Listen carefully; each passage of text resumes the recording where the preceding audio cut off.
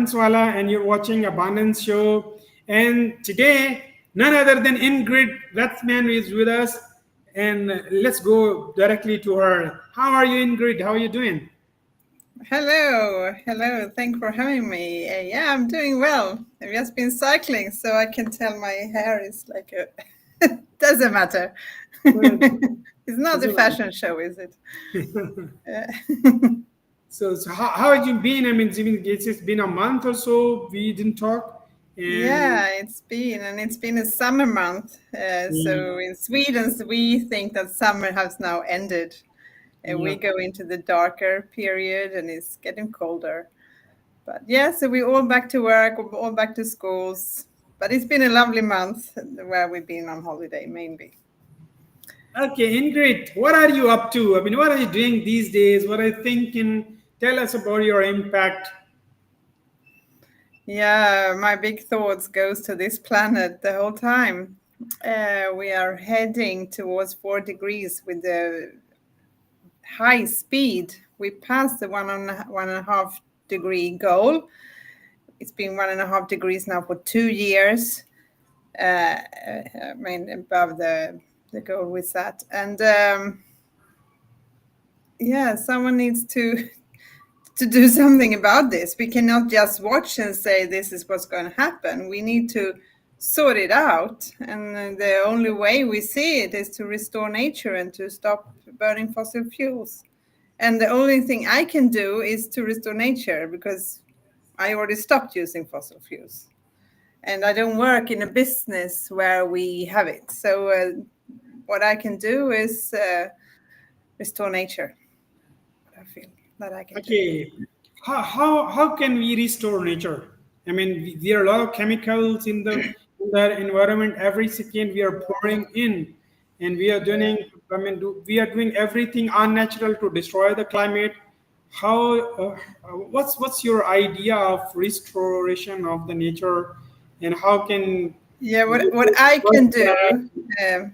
yeah, there are lots of things to do, of course, and we have to stop the flow of plastics and cutting down forest and just taking nature away, fishing too much in the oceans. That's so many things to do. But what I can do personally, is to restore the forest. There we have a method to find money, do the projects, and yeah, make it happen. So that's what I can do.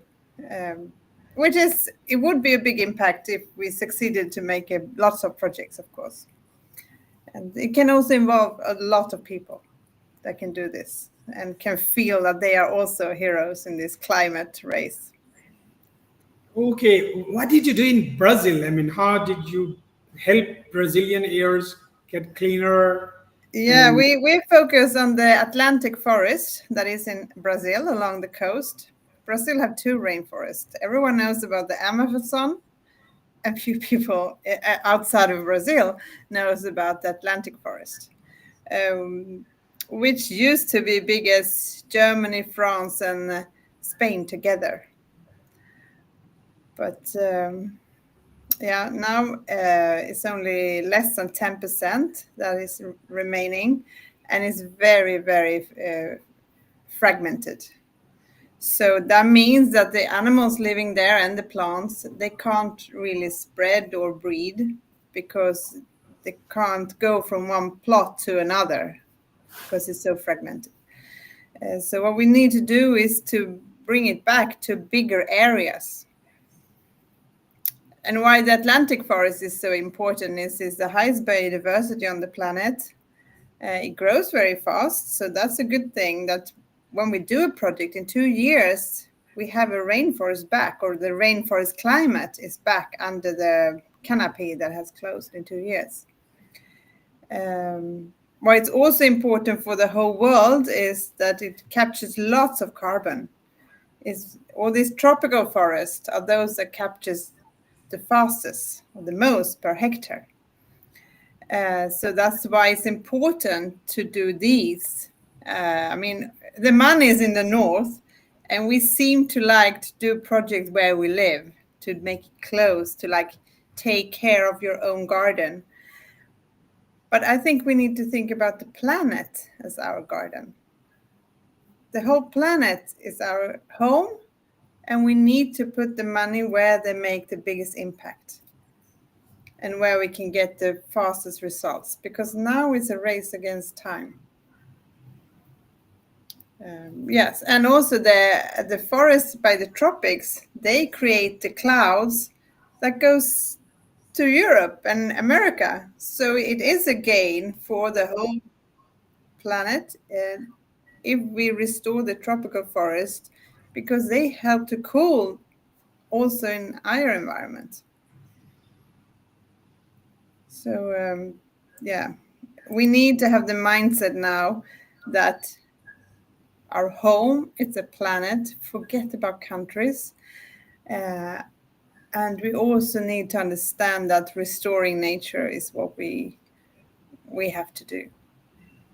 And it can only be done if money comes our way. It's not going to happen by people working for free for charity. It has to scale. I mean, we put a lot of money in to destroy nature. If we could just put half of that money to restore it, it would be done really quickly. So yeah, that's what I think. Okay, okay. Could you tell me the story? How did you do it in Brazil, in the Atlantic? Okay, so in Brazil, we buy degraded farmland. It's farms that are for sale because the people who live there, they don't want to do the farming anymore. Either they are old and the kids, they don't want to take over, or they can't make enough profit from the farm anymore because the soil is so bad. The soil in this Mata Atlantica, the Atlantic forest region, is really thin and poor. It only grows well in a forest because it's a cycle. The leaves falls down, produce new soil, and understand. But when there's only grass, this doesn't happen. So the soil is not it's not producing as much as in the beginning. So they are for sale. We buy them. Then we take our chief scientist there, and he says which tree to put where. He has got like 90 different species he wants us to plant per hectare. And he looks at the shape of the landscape, and he knows what kind of trees normally grows in different areas. Some places are more wet, some are more sunny, some are more rainy, slopes, flat, high hills, whatever. He got that knowledge. He's a PhD in this subject, and I'm not at all. I didn't even know there were more than 20 trees in a forest, different species. In Sweden, it's not, or almost not. So then we plant, or we find an investor, and we plant, and it grows in 2 years. And while it grows, we look after it, make sure that all the plants start growing, and that the fence is not broken, so cows comes in and eat the plants, which is a big risk if you don't look after the fence. And yes, after 2 years, we can add more plants because then it's shaded underneath, and we can plant other species that is only wants to grow in the shade. And so far, we have had the idea that we would sell carbon credits for this, but the market for carbon credits has been really hard. I'm a bit hopeful something will change soon, but otherwise, we also look into sponsorship. So companies or wealthy people can have their own rainforest and sponsor it. So that's how we do it. Okay, And cool. this can, of course, be done anywhere on the planet. It's the same cookie cutter recipe, but you just need to have the scientist who knows about that area. Because what we don't want is monocultures. We don't want to do eucalyptus forests all over the world. They can grow in Australia, but we shouldn't have it in countries where eucalyptus doesn't belong. But this is a fact that it's a very fast growing tree, and in many carbon projects is what they plant, also in Brazil. And that's a shame, because then we don't have any biodiversity and no animals can live there, because eucalyptus is very poisonous. I think it's only koalas who can really eat that tree. And it smells very much as well. Okay, since I've been working here, it's been like 48 hours now. We last talked about the rainforest here, and there are other people they are interested. First question is, how about the piece of land? How small piece of the piece of land can qualify for the rainforest? What you want to look for it's like a puzzle. If you look at the landscape, especially over Brazil and the Atlantic forest, it's like a patchwork.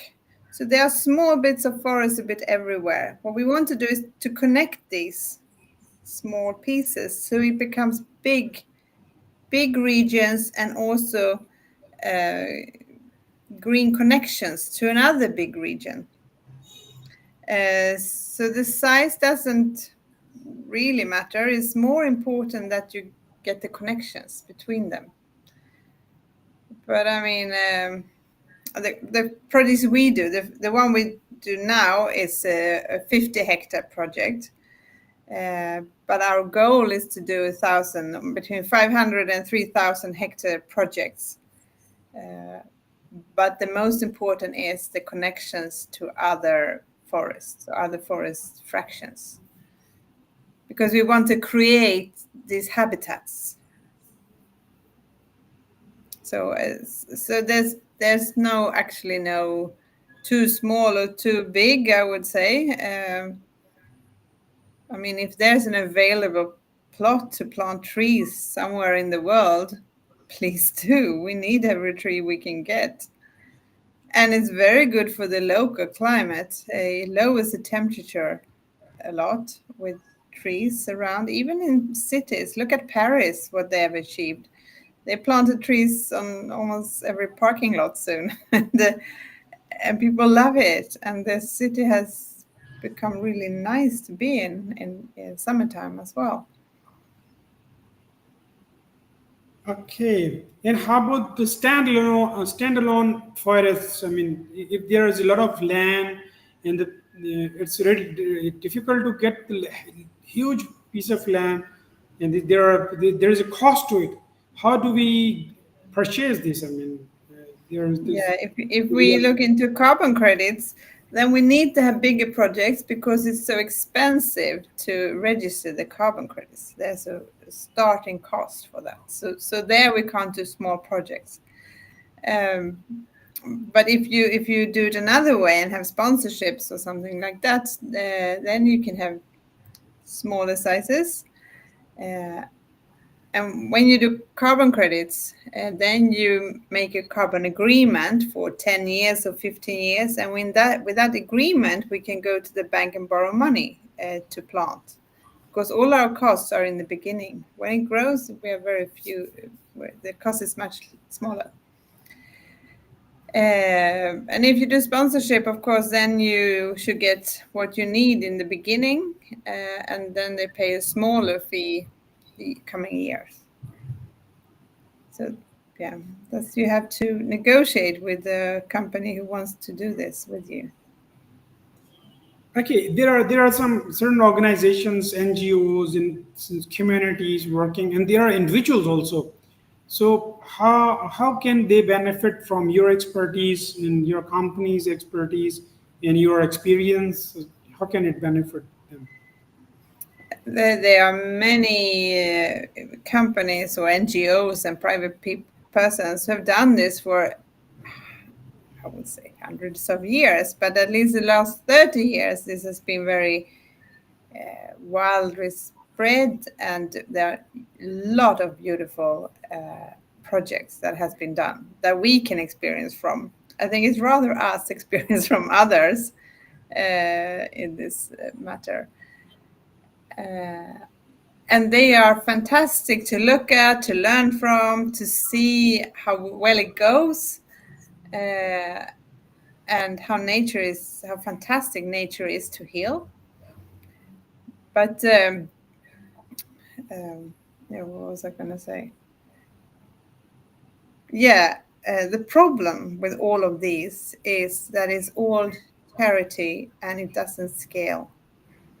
They have been doing this, they put so much effort into this for 30 years, and then they can't do the amount that we need to do, that the planet needs us to do. So we need this to scale somehow. And there, what the carbon credits was a really good idea for this, because with the carbon credits, we should get money to scale this up all over the world. But the market is not coming. Everyone says that they're going to buy carbon credits in a few years, but not right now. They will do it soon or in 2035. But we can't live until 2035 waiting. And also, if everyone's going to buy carbon credits in 2035, someone must start planting before. It won't be enough otherwise. It takes some years to register them and so on. They cannot come in that year and think this available carbon credits with quality. So this whole market needs to be, someone needs to do something about it, or companies need to think about how they plan to do their carbon credits. And also, I think it's wrong way of thinking if they say that we are first looking what we do at home in our own company to get to net zero, and the part that we failed with, then we're going to buy. I would like to say that you should be net zero today, and the part you can't do in-house, you have to buy carbon credits for. And the better you get doing things in-house, the less carbon credits you need to buy. And also, we know now that net zero is not enough. Net zero was great 4 years ago when we thought we will achieve the 1.5 goal. We will manage that. Now we already passed that goal. It's too late. It was back there 2 years ago. We already failed. Now we need to do more. So now we need to go plus. All companies should have a plus goal instead of a zero goal. I mean, no company has a zero goal on their economy. It's not like, yeah, we're doing zero this year. No companies want to do zero. They want to go plus. They want to make a profit. It's the same with the planet. It needs to make a profit. It cannot go zero because we have so much to mend, so much to fix. Okay, great. Increase. I want to go a little to the rear. I mean, I want to go back a bit of it. I mean, since you're forward thinker and you're futurist thinker, just because your visionary eyes are already looking at what's going to happen in 5-10 years, and that's why you are preparing for that, and people are not. Okay, if I go back and how about the people who are already destroying the forests? They are cutting heartlessly. Then in Pakistan, we are under a flood, and there's a cloud burst in my northern areas in my country, and there have been countless cut trees floating into the streams and flood areas, and you could see only stems, trees, cut trees. No, I mean not with the roots, without roots, stemmed pieces of very fine, and you could see all. It's like your hair color. I mean, you could see the whole timber. You could see the whole. Yeah, I mean, if you could just have a look at on the pictures of the northern areas here in my country, you'd see the cut trees. Look at them. I mean, this is happening. Just sure, we need more trees. There's no doubt. Just because the amount of carbon dioxide we are pouring into the climate, and that we are destroying this. We need more trees. I mean, how about the trees we are already cutting? Who there's nobody's caring. No government in at least in my part of the world. I mean, I don't see But any. they don't sell the wood, or what do they use the trees for? Why are they cut down? They sell it for the furniture they Yeah. use for. Yeah, this I mean, I don't understand. There are regulations that you can't cut the trees, but what they do, they just cut the trees and then put the fire on to the jungles. Here this has been happening in Islamabad. I mean, just Yeah, it's absolutely horrible, and that's what we see all over the world, and it's frustrating, and yeah, it's we can't have it that way anymore. I mean, we're not going to be humans on the planet if we keep doing this. We want to survive. I want my children to grow up. I mean, in 20 years from now, it's going to be a hell to live on this planet if we don't do anything. In 20 years, I mean, it's not a long time. My kids will be much younger than I am in 20 years. So that's I fail to understand why world can't do I mean, just there was a Corona, COVID-19. I mean, everybody was home, nobody was allowed to go out, and then there's polio that has been eradicated, and there's very strong hold of the polio schemes here. I mean, no kid go without taking this polio drops and polio vaccine. Here, this is not possible at all, even in the third world. And why not? I mean, this foresting, and why not? I mean, we can implement the rules and laws and regulations on to the mafias who are cutting these trees heartlessly. And this is a holocaust to the environment. I mean, how do we yeah. do that? What the world is thinking? How about the UN regulations? I think that every person needs to be more aware of how bad it actually is, how bad this planet actually is. Because if we knew, I think we would be more loud, and we will also show it when we vote for our politicians. And our politicians would be more brave to do things to heal this. If they knew that most of the people would be grateful for what they're doing. Like during the COVID time, I mean, we didn't love to stay home, but we were still grateful that our politicians told us what to do and made these rules so not the population got sick and it wouldn't be enough places on the hospital and all old people would die. And we didn't want that. So for that sake, it was okay to stay home because the alternative was worse.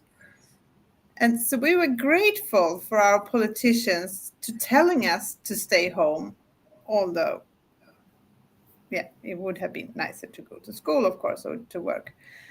I think we need to get that feeling also with the environment, that the politicians realize that this is so bad now.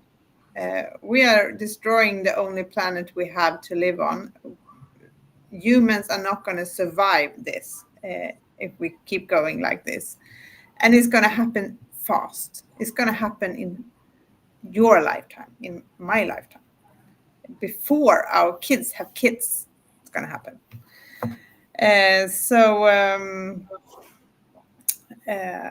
Yeah, I think that's a big thing to change this moment. Right now, I have a feeling that people don't know. They don't realize. They think there's something that's going to happen in a few hundred years. After I'm dead and my kids are dead, something, and they're going to sort it out. Someone's going to sort it out in the future. Not now.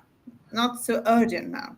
First, we're going to get to net zero, and that will happen in 2045. It's going to be fine. Or 2050. 2050, we already hit the 4 degrees now. And why this has changed? Because before, that was what we thought. That was the Paris Agreement was about, and everyone had that in their mindset. No one believed in the worst scenario. Now, the worst scenario is the scenario we have, and it's even worse than we thought of the worst scenario. And why this happened is because nature is not helping us anymore. Before we had the forests that captured CO2, now they don't capture as much anymore. So much more goes up in the air and makes it hot. The oceans don't help us as they used to help us before. So, and the currencies of the oceans have changed. Okay, Ingrid, what are the 3 steps I must take for the rainforest in Pakistan, in my country? 3 steps. 1, 2, 3. That's a hard question.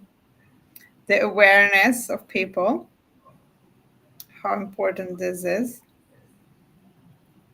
If there can be a movement that people want to restore the forests, and you can find a lot of people wanting this, that would be of course be easier.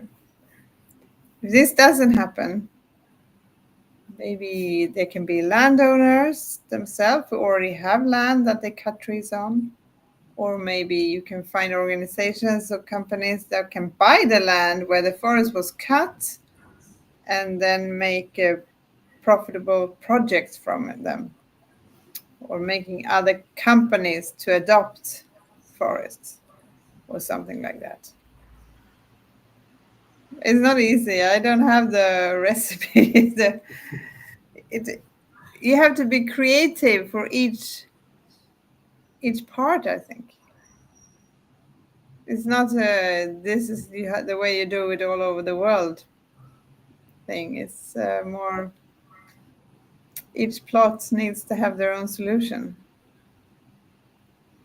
Okay, is there any carbon credit policy in UNO or like in your countries or Yeah, the carbon credits all over the world. So you can do a carbon credit project out of your forest.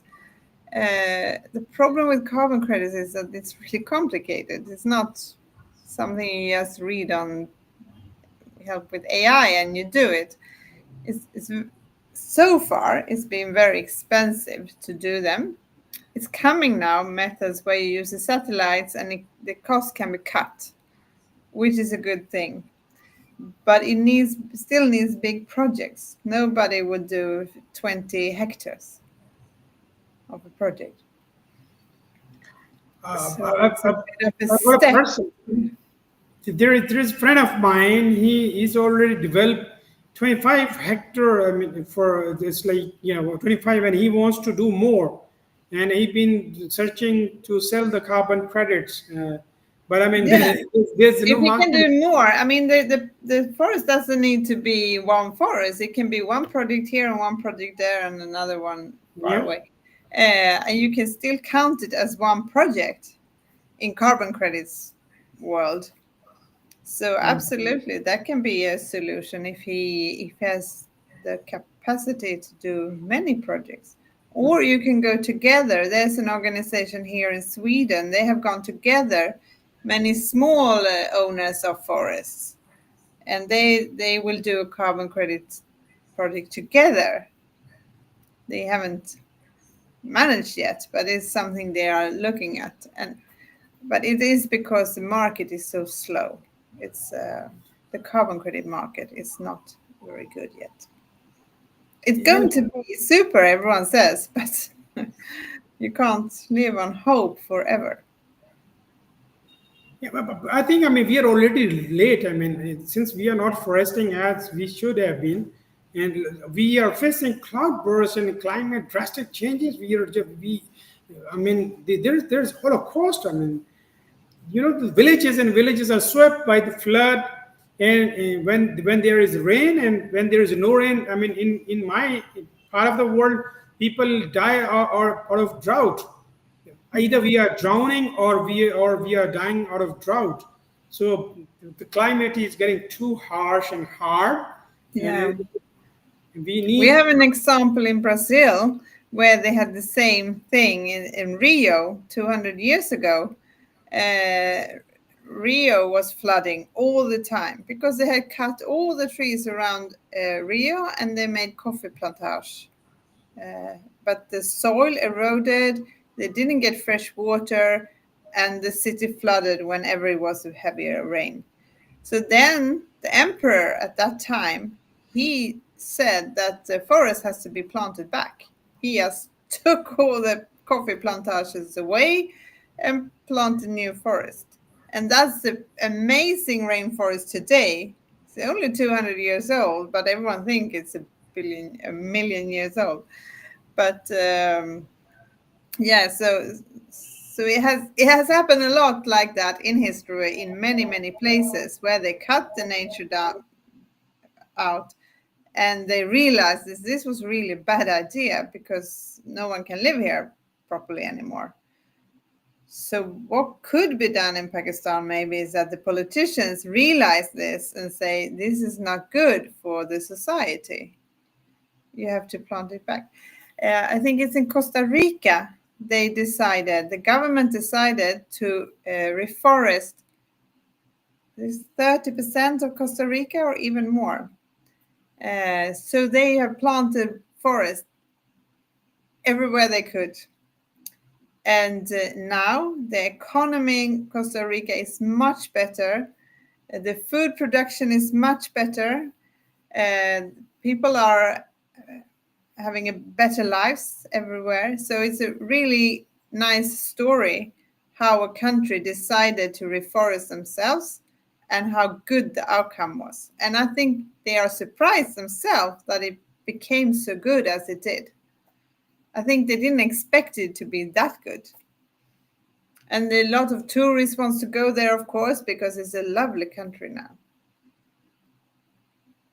Okay, the already existing forests are already there. How can we enhance and just make their performance better? Sorry, now I didn't hear you because there was some other. What did you say? Can you repeat? Can you hear me? Can you hear me? Yes, but I can hear someone else too. Is this a minaret or what is that? Okay. My question is, since there we've got already, we have forests in our countries that are being cut. I mean, how can we make them more efficient?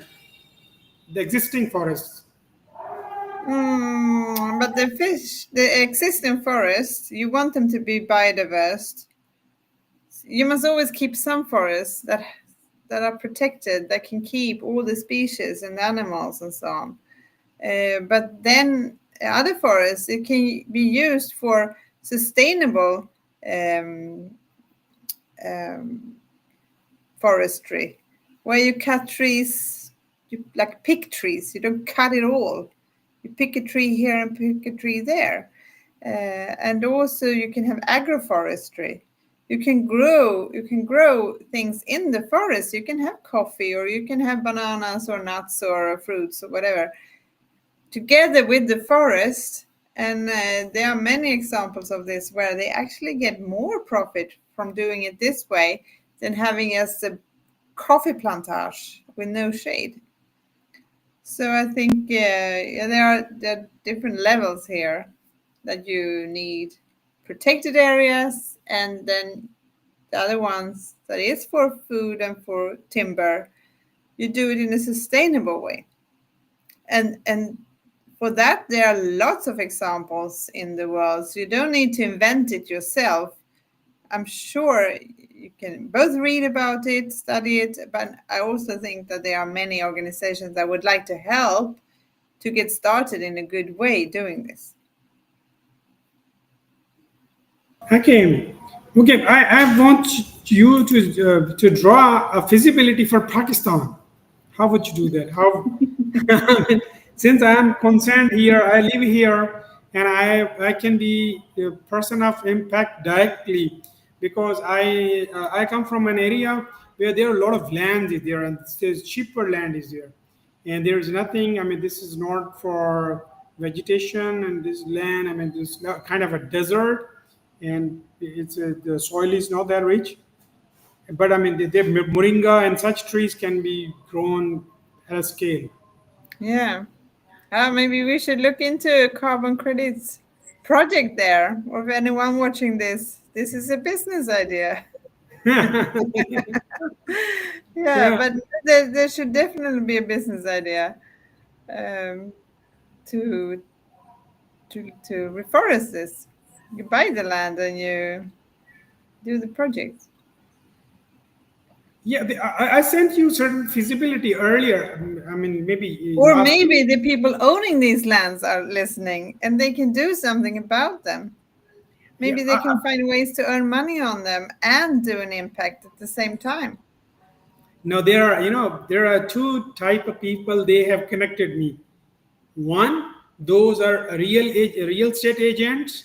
I mean, I just thrown the idea to everybody, and they connected me. Real estate agents, number one, and number two, the people of the landowners for themselves. They don't want to sell, they don't want to lease, but they want the expertise and help and technological help and the information and experience and your observation. So for your expertise, they want your expertise.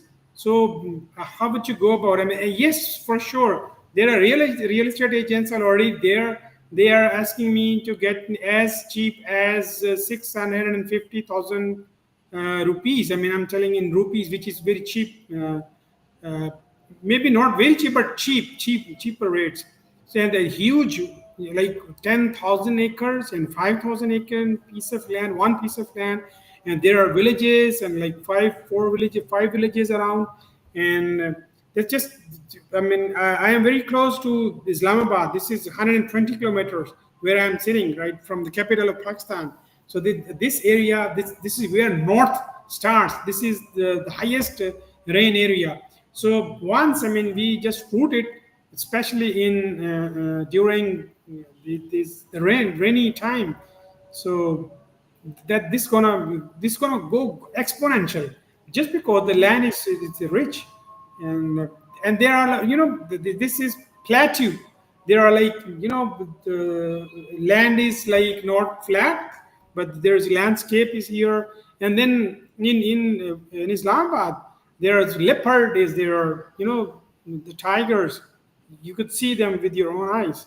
So the biodiversity is amazing this area, and then when you go to southern or central Pakistan, then there's deserts, and then you go for moringa and such things, which is amazing. Moringa itself is such a nourishing tree, and it is around 300 diseases are there, which is it is a cure to 300 diseases. This is amazing moringa. A lot of the things can be done here in my country just because the weather is fantastic, landscape is amazing, and you would find 12 weathers here in my country, and everything is possible. All trees or here you would find all everything, all vegetation and everything. This matter is management.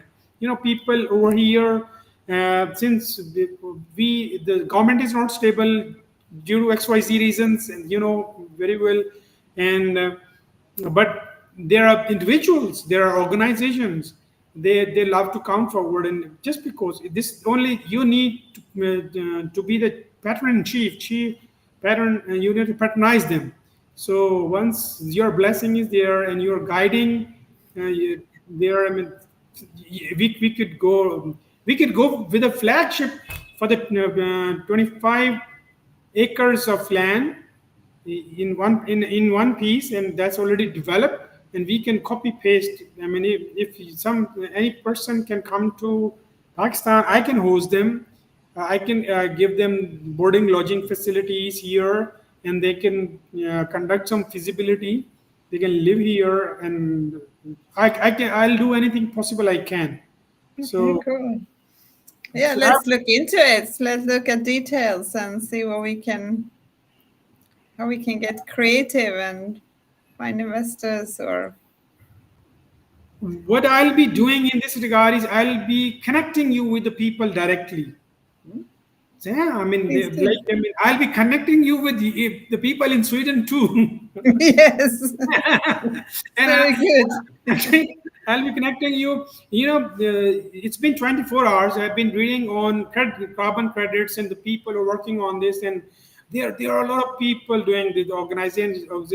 What we need to do is collaboration, coordination, and very fast, strong communication. Yes. So we need to talk every day. Probably you and we need to hit this every day, just because this is a huge big potential is there, and this is a huge big task. I mean, this can't be done, I mean, once in a blue moon or once in a while. No, we got to be very regular. And you be the boss. Let me know. I mean, get me a role. I'll play. I mean, I am in. Yeah. Cool. Yeah, let's start. Let's try something. We see where it Yeah. goes. Yeah. Yeah. We can talk at least every day, or maybe every weekend, or we can follow the developments, We and can we set up can. a project. Yeah, we set up a Yes, yeah, project so we get started. I like to think in projects. I'm a yeah. project I mean, I manager, so look forward to feasibility, and since I'm in my part of the world, it needs everything first, and just because we need the system. In fact, I would love to go to the universities, to the college students, and to schools, also to the organization which are human extensive, and I'll try to give them some seminars, and maybe I'll take you live there in on the shows, and you and your team. I want to just throw conferences. Honestly, let's do it. I mean, come on, who would else do? Nobody gonna come from the Mars gonna do this for us. No, yeah, we that's true. yeah. Exactly. We have to do it ourselves, and we cannot look around and thinking someone else is going to do this now because those someone else, they are we. Really. So this part of the world, I mean, we've got a lot of people, a lot of ideas. People are here. They've got a lot of time. Also, in your part of the world, time is. I mean, you people don't have time. Then just because you're a professional, everybody's very busy. But I mean, over here, I can move it, and let's plan some conference, and let's call all people with hearts. I mean, this is this is something only the people with heart and love for the planet and for the nature, Mother Nature, Mother Earth can do. Those who really think that the next generation next, they should not die of oxygen or something, the drastic things, and I mean, because the only thing is that we can restore nature is to just forest the places which are abandoned. And so I'll be looking forward to you and to your plan and to your feasibilities. So please do it. I mean, I'll get you the people. I'll get you the people connected in your country, in Europe. I'm connected in Silicon Valley. So I want to work on both fronts. One on the ground. I want to provide you pieces of land, but I mean, which are required. I'll be working for your what you call this fundraising, and I want to connect the experts like yourself, and you're the person of impact.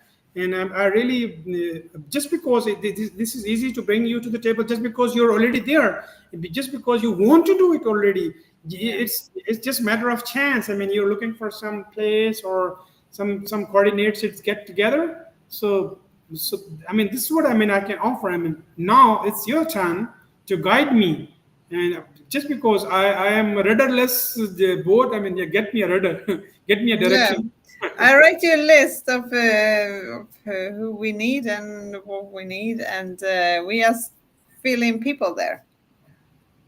Okay. Because I see there's going to be different kind of projects here. There's going to be those who already have a land, and it's going to be those who want to sell a land. Okay, cool.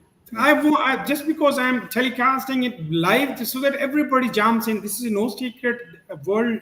The Earth needs everybody's help, and Yeah, so that's good. Maybe someone's listening and want to join this new yeah, project. yeah. Okay. How about I'll be getting you to the Zoom meetings and certain live meetings too. Just because there are people that due to certain reasons they don't want to come to the media just because of their obligations with the states and with their organizations. But I mean, they are everybody they've got a lot of there are a lot of people who got a lot of land, but I mean they are abandoned. They are just gone waste. They are nothing is being there. Once we've got these foresting, then there will be a lot of timber. Then they can enjoy a lot of tree. They can make furniture and they can trade it also. As you said, you can pick from one place to another. Not, I mean, They can trust. do, yeah, sustainable timbering. Yeah. Okay, so you've got last 2 minutes to close this and just give us some strategy how do we do it? No, but I think we think this through now. We make some different scenarios, and then we fill it with people, and like a project, how we start a project. But I need to sit down with some Excel sheets too. I Okay. can't just do Yeah, it in a live show. Take your time. No, we should look into it. Sure, I'm definitely into it. Yeah. As I have already provided you with a lot of pieces of land here in my country, and there are a lot more. I mean, if we this is a matter of what's important just to create one success story, and the whole world gonna be after you. Once you sell one credit of the carbon, the whole world gonna find you. Yes, in great, come on, fire. I mean, we want to save. So call is yours. Just because. So over to you. I mean, have some last words, and I have taken you beyond the time. It's already 46 minutes, and say something, and then we will just close it down. And let's and give me some the next time also when are you speaking? I mean, how short we can go. Yeah, but I mean, this isn't really rocket science to plant trees. What we need is to connect all the people that have lands, have money, have expertise on what to plant, and they're all out there. So we need to connect them. And this is a mission for our generation to restore this planet. Because if we don't, there won't be many more generations. And it would be sad to be the generation that screwed it all. So, and it's really fun to work in these projects and to realize that you can actually do a difference that has an impact. So, yeah. Let's start with these projects. All these projects in Pakistan. One of the best opportunities just the AI. Just AI is here to take lot many people's job. So I invite every person who's getting jobless or who's going to be jobless, come join us. Let's work for an impact. And there is business also. I mean, this is sustainable commercially also. This is not only socially viable but commercially sustainable. I understand, and the fruits are everywhere. I mean, it's a win-win situation. There's nothing. There's no lose. There's no lose. No. Thank you so much, Jenny. As Ingrid, I'm sorry, and I'm gonna connect you with Jenny also. Yes, please do. She's in Sweden, I've heard. She'll be connecting you with a person in Norway with few $1 billion, and for the impact and for your plantation. And so I'll be getting you her number. Please do call her. I mean, she just lives nearby you. Yes, So of course I will. Yes, I'm excited. She'll be the first person from my study, my gift, and I'll be getting a lot more people just because I just working in. It's been 48 hours. I just learned this, and I was talking to you, and I'm excited, super excited, honestly. I at least my job is networking, so I'll be networking with you with the people, and let's raise funds also for this. So I'll be talking to you soon for fundraising also. Yeah, cool. Yeah. Well, the one person from the Norway with few $1 billion is We're counting on you now, Norwegian guy. the first person again. And you're gonna get more, honestly. Only there are a lot of people. They really don't. They're billionaires. They're not knowing what to do. So when you get them fame, when you get them credit, when you get them the real respect all around the globe, so they are there to work, and we can do real lot. Just a connection is required. Just collaboration, coordination is required, and you be the lead. I am here to follow, and I'll be just your assistant. for the impact. Thank you so much, Ingrid Westman. It was amazing time. You've been gracious always, and you've been giving me time whenever I ask, and I've been cold calling you all the time, and you've been gracious enough and attending me. Thank you so much. See you soon.